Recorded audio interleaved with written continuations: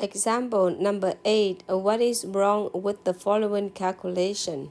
So they give us this problem, and then they show some work and get this answer.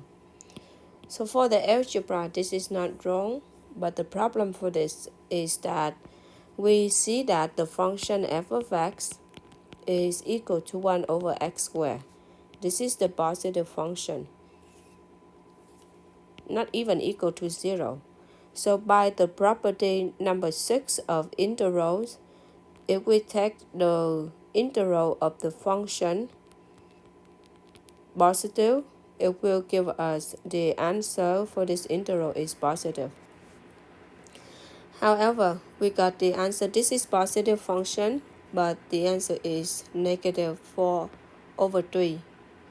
The problem is that we using the fundamental theorem of calculus only apply to the continuous function.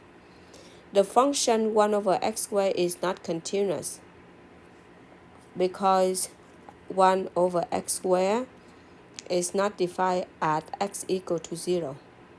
So negative 1, 2, 3, we have the 0 in the between. So this function is not continuous. So that's why we cannot apply this problem. And we cannot show the work like this. And in fact, the integral from negative 1, 2, 3 of this function give the answer is does not exist. Okay, so this is the end of the section. We want to put things together. Mainly in this section, we learn two parts of the fundamental theorem calculus. So number 1, we got this this statement. In part 1, we can write part 1 is like this. It means that if we take the derivative of this one, of this side, we will get to the function f of x, okay?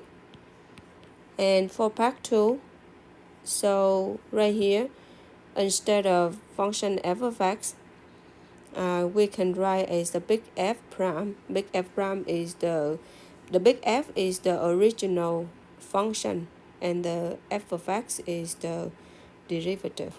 Okay. So we need to be flexible of using the notation in the fundamental theorem of calculus.